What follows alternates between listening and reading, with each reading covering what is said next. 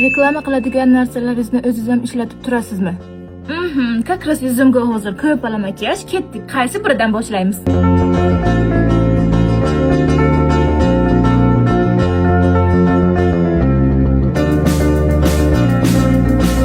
Demak, bugun doktor Alteyadan boshlaymiz. Birinchi yuzimdagi makiyajni o'chirish uchun ana bunaqa makiyajni o'chiradigan balzam ishlatib ko'ramiz. Bu qalamni taroshat qilayotganda buni qarang.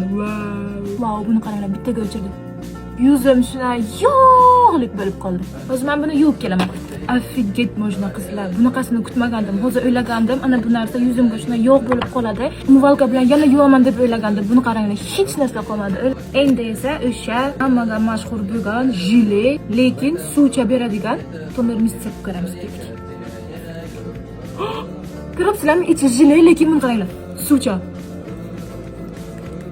Ozgina qurishga o'ziga qo'yamiz, chunki har bitta surtayotgan narsalarimiz qurib bo'lgandan keyin ustidan boshqa narsa sursalaringizlar bo'ladi. To donacha urib tashlashi mumkin. Ana bu donachalarim o'sha xato qilgan uxodlarim uchun. Professionallarning videosiga ko'rganimda ana shu bitta pipetka polностью yuzga yetishi kerak deb aytilgan. Yana bitta eng ko'p keladigan xayrlardan bittasi, yuzi tiniq odamlarga nimaga shunaqa narsalar yuboradilar. Qizig'i, men yuzim umuman tiniq emas, buni qaranglar. Serumchamiz quridi. Endi yana bitta toner sepib tashlaymiz.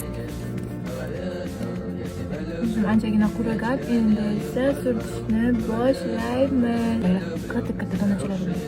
Hidi umuman yo'q. Bironta narsasini hidi yo'q ekan. Oxirgisi ana buni ishlatib ko'ramiz. O'tgan safar 5000 desamada, kimdirlar narxini 5000 deb o'ylabdi. Yo'q, kremning ismi 5000. Xodlaringiz tezroq foydasini ko'rishni xohlasalaringizlar, agar kunduzi emas, kechqurunga qilinglar. Ko'rganlaringizda hamma reklama qiladigan narsalarimni bitta-bitta ishlatib ko'rsatdim. Qizarish bo'lmadi, allergiya bermadi. Значит, yaxshi narsa ekan. Keyingi brend qaysi bo'lishini xohlaysizlar, bemalol yozinglar. Men sizlarga test qilib ko'rsataman. Hammalaringizni yaxshi ko'raman.